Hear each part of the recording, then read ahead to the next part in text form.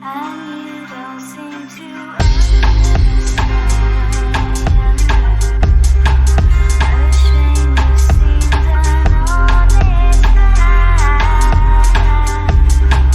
And all the fears you hold so dear will turn to whisper in your ear. And you know what they say might hurt you, and you know that it means so much, and you don't even feel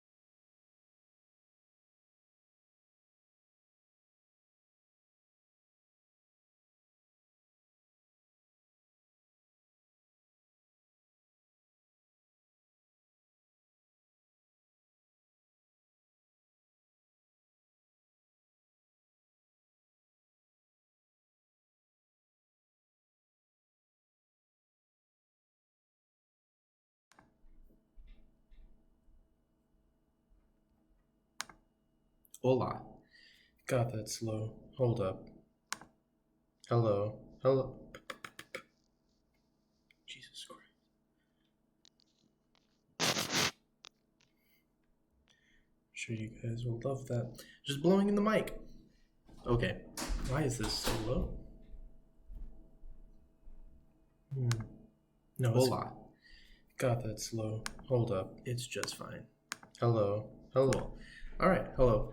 How you guys doing? I'm doing great. I saw a bumper sticker at Bucky's today that had a little stick figure, and it was humping the word "it." That made my day. I love to see stuff like that. Oh shit! I might have just. No, I'm still alive. Right on. All right. So today I wanted to talk about a couple things, mainly just kind of what's happened in the past in the campaign so far, and some questions I've gotten from the one and only council forum that we've had, little debate, I guess. It's not really in the style of a debate. It's like we all ask you a question and you all answer it. Kind of boring. No way to rebuttal, especially if you're the first one to go, which I was every time. But it was a fun experience. It was sponsored by the Kiwanis Club back in March at a big hotel thing. I don't remember what it's called. But God, it was like 6:30 in the morning. That was crazy, but it worked out all right. Yeah. Let me pull up some of the questions because I've been pondering them for a while now. And they had like a list of some questions that they gave. I think I answered them all pretty well, but then there was also one question specifically that was off the script. They just kind of opened it up to whoever wanted to ask, because they had some extra time left. Let's see. No. Let's see, where was it? I have it in my email and I'm looking for that. Here we go.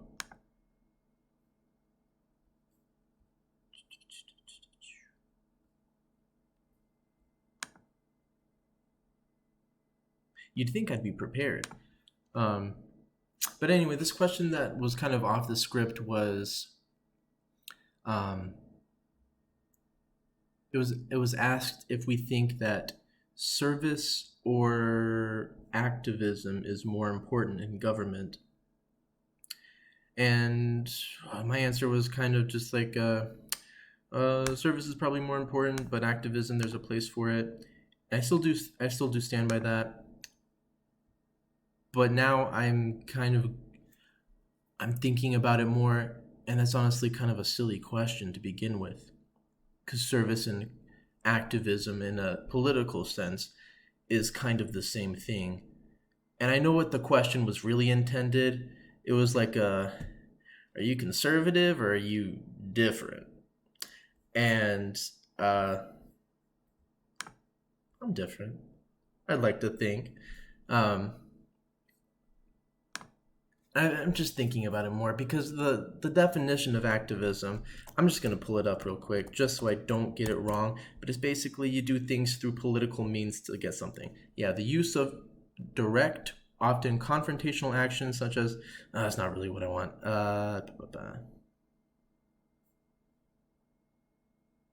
Those are not the definitions I saw. What the hell? Action, especially in support of or opposition to one side of a controversial issue, political, blah, blah, blah. I can't find the definition that I saw. Probably because I Googled it and now I'm using DuckDuckGo. Things change. But yeah, when I get into that little room, I can talk to all those people and actually start getting some things done. I think I would be an activist in the sense that I know what I want to do. I want, like I've said before, high savings, high investment for infrastructure and other means around the city. I don't really think that government has a place for a whole lot of social issues, especially local government. It's more of a state government thing. I think that the local government should just be in charge of basically taking care of its city. You can think of them as kind of like the city council. You can think of them kind of as stockholders for the city. They have some stock in the city and they represent you. And I've seen this from one of my opponents, the incumbent right now. His big thing is like, how does he phrase it? Public consensus is what he calls it. I think that's just a sham. I think that if you're like, we're not a democracy, we're a republic, and in that you are elected to represent your constituents. If you just kind of look to them, what he kind of wants to do is just like, well, let's get anyone's participation that we can in on this, so that I'm not at fault for anything, because I talked to everybody and this is kind of what I got. I think that's kind of cowardly. I think that you're there to make decisions, and it's very important that you do listen to what they have to say, but not to hide behind that. It's just a guise of not being a great leader. Anyways, let me find these other questions because they were interesting questions.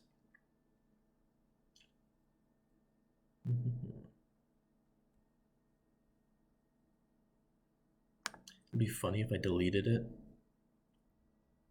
Oh, here, I was looking at it the whole time.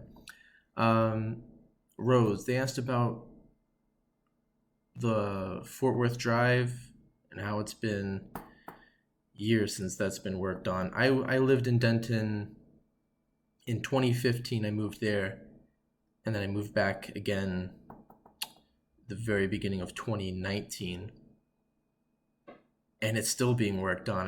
When I got there, I was like, oh, it's being worked on. I actually lived over on that side of Denton in District 4 on the other side of the highway. It's still being worked on. And so, yeah, I was like, yeah, we got to fix that. We got to pressure, because it's being run by the TxDOT, the commercial highways, the not private highways, rather, system for Texas. And we got to pressure them to get it done. Because it's been years. It's been years. And I didn't even see the beginning of the construction back in 2015. It's just still going. So I don't even exactly know when it started. Another was public safety departments. I'm just looking at they gave us topics. Public safety departments. I don't remember what the question was on that. But if I do, I'm going to circle back to it. One of the questions was on ethics, and I think that was really just to get my opponent and Deb Armentar, because they had like those ethics violations wherein it's kind of a silly thing. They wanted to, and they weren't the only ones that wanted this, but they wanted polling places at UNT, and it was an ethics violation apparently because Paul's wife works at UNT and Deb works at UNT. So that was assumed to be a conflict of interest.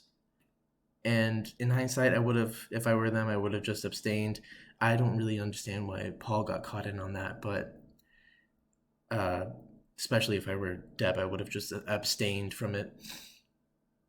Another one they asked was about taxes, tax rate, and they wanted something about the effective tax rate. I don't really mind where the effective tax rate is right now in Denton. I think it's like 59% or something like that.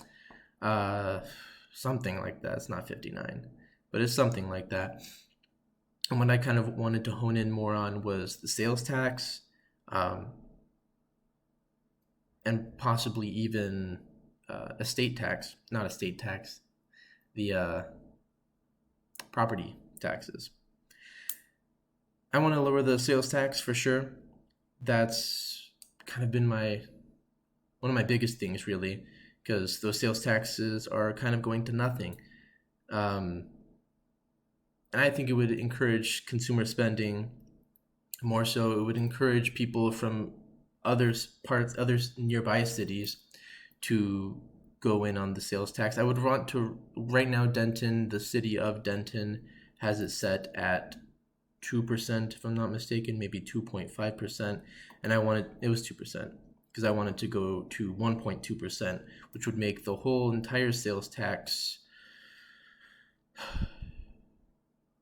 7.45%, which doesn't seem like a lot, but it adds up over a year. At the end of the year, you got money for Christmas.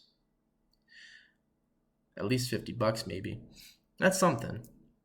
It would definitely encourage consumer spending, and I think especially right now under this crisis that we're under, we could use some consumer spending to boost the economy and hopefully promote investment.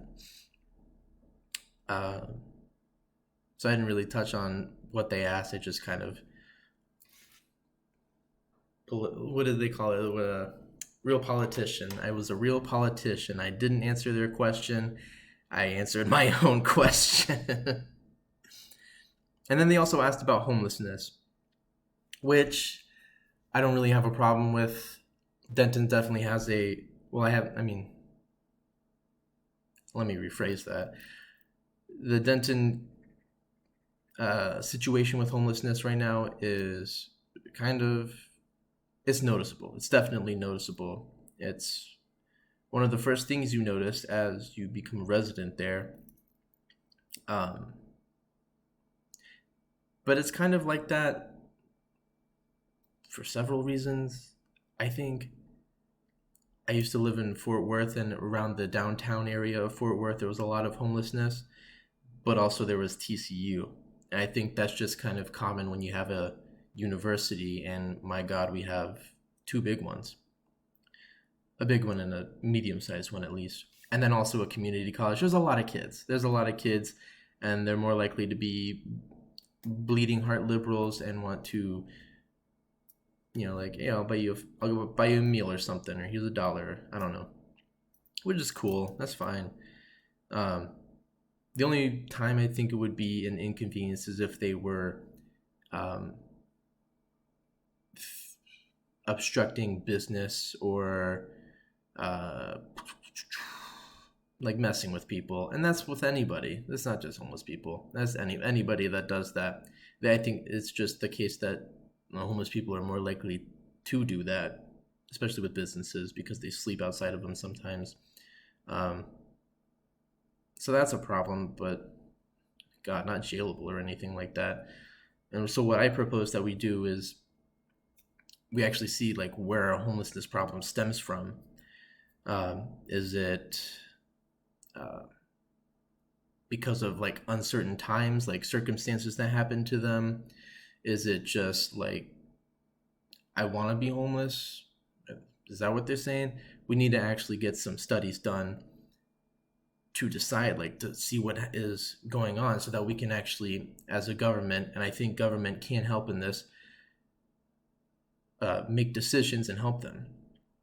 Because I mean, if it is uncertain times and they just fall on hard times, that's easy to kind of help. You don't just hand them out stuff, but like say like, oh, we're gonna hook you up with a job, or because we have like, I would want like a job mentor program sort of thing where we get some sponsors from local jobs and say like, yeah, I'll hire a homeless person, and maybe they get like a small tax benefit, just for encouragement in doing that. And as they keep them, they continue to get that tax benefit until they're not homeless, of course. If they're a loyal employee and they get a house and they're stable and whatever, that's another thing. Then you've done your job. It's awesome. But I think that a job sponsorship program would be nice. But if it is the case that these people more than not are just saying like, I just want to be homeless, I want to be walking around, I don't want normal societal structures judging how I live my life. If that's the case, let them do what they want. The law still apply to them. I don't really feel that strongly about it. But I think that's pretty much all the things that they asked. Another person was just like, what do you believe in? I've told you what I believe in. Savings and investment. And then the other one was a fielded question, activism or service. Everyone said service except for one person. No, it was like both. You gotta have both, obviously. But everyone else is like, service. You gotta be like, you don't even know what that means. I don't know. And then one other person said activism. Like, oh, I'm of service, but I'm an activist. You don't get the question. To be fair, I was kind of stumped by that question because I was like, kind of the same thing. So yes, but yes. Which one's better? Yes. But then later that day, I had a meeting with a business person, and he was just I think he was trying to see if he wanted to endorse me or not. So he just kind of invited me out to talk, and he's just like, oh, how do you feel about homeless people? How do you feel about this and that, about Denton? What do you do? How do you do it? And then one of the questions he asked was, would you give money to someone that starts a business just to like entice them into coming to Denton? And he brought up that like Dallas just bought Uber out so that they can make a headquarters there. And then there's like the Amazon thing, and Elon Musk's looking for donors or tax benefits, all that kind of stuff.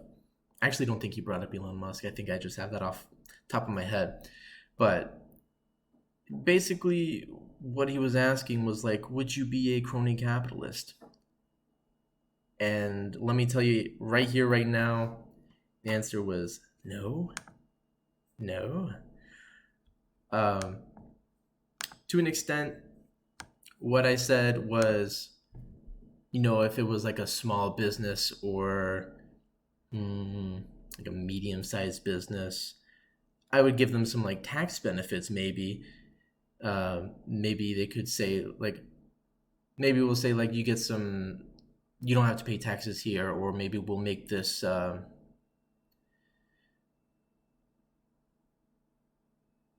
like, you don't have to pay for like a license thing. Maybe just make it easier for you to kind of, where are like, what good is this going to give to the city later on? So like, if we give you these tax exemptions right now, would it essentially establish you well enough and bring in jobs and revenue enough so that we could make it back later and then some? Otherwise, no.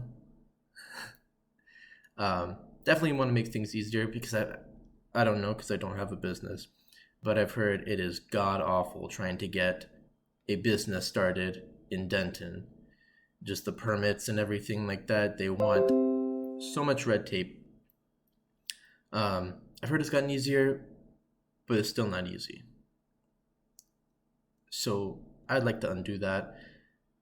Oh, and he also asked about gas wells, which, those things are pretty well maintained. I don't really have a problem with them being around neighborhoods. Don't be in like explosion range for sure. Don't be like right next door to a house. But otherwise, I don't really care. They exist. I'm okay with fracking even. Because like all those stories about like there's methane in the water because of the fracking. No, there's just methane in the water because there's methane in the ground. That's how that works. There's a lot of conspiracy theories about it, and I've looked past them, let's say. Yeah, but basically he was asking me to be a crony capitalist and endorse that. That's what crony capitalism is when the government pays jobs to get established. Like, they pay large sums at the taxpayer's expense to have your business established, and that's protectionism also. And I'm just not about it. That's kind of why everyone is so disenfranchised with why so many people are disenfranchised with capitalism today. Why the socialist movement is so popular today. It's because of the crony capitalism, and I'm not keeping that going. It's like, but Dallas did it, and you're not going to get businesses in if you don't. No, you're going to get businesses in the more businesses you get in. People want to start in Denton, they just have a hard time of doing it. I mean, you already own the land, so you're going to build a business there otherwise, or you're just not making money off of it. In fact, you're losing money because you have to pay for it. All right, what else did I say I was going to talk about? Let's see. That's really all I kind of had planned. Maybe if there's any questions or whatever, would definitely love to answer them. Or if you just want to tell me off, I'm cool with that too. I really didn't want to talk about the crisis right now, but God, I'm glad that they're opening up the economy tomorrow, May 1st. Well, they're starting the rollout for it. It's not going to be fully opened, which I get. But God, this has been just so filled with lies and deceit from each side. Any side you can think of, there's just lies. And I don't really blame anybody for kind of reacting too quickly or not quickly enough. Except for like that governor in Michigan. I don't remember what her name is, but God, she messed up. I just kind of blame China. And I saw this email that the congressman Burgess. He represents Denton in the greater Denton area, mostly just Denton County. And he was saying in his letter that, yeah, China messed up, but there's no reason that China has to lie now. Which I think is extremely short-sighted and just not true. They have ample reason to lie. They're probably still lying. Yeah, I'm not going to push any more stuff on this. If you have questions about it, let me know. I'm not going to answer it on YouTube because YouTube's kind of weird about it. Also, did you guys see that new the little reaction on Facebook? Oh my god, this is a dog whistle. It's so funny. It's stupid. God, I hate it, Facebook. Yeah. I've been reading Return of Depression Economics by Paul Krugman. Very influential stuff. Worth a read. It kind of goes over the 1997 Asian economic fallout. Very similar. I think there's a lot of parallels to draw from this. It's been a fun read. I recommend it. Yeah, but let's just talk about the economy reopening slowly. So right now, as far as I understand it, things like salons and anything that's like up close and personal is not going to be open in Texas. But like restaurants are going to open. Some of them are opening. I think it's at 25% capacity, and I think that's probably a good thing. I think it's definitely a good thing. Watch out for the restaurants though, because I mean, if you're sick, stay home. But a lot of these people are asymptomatic, so it kind of just doesn't matter at this point. You're gonna get sick.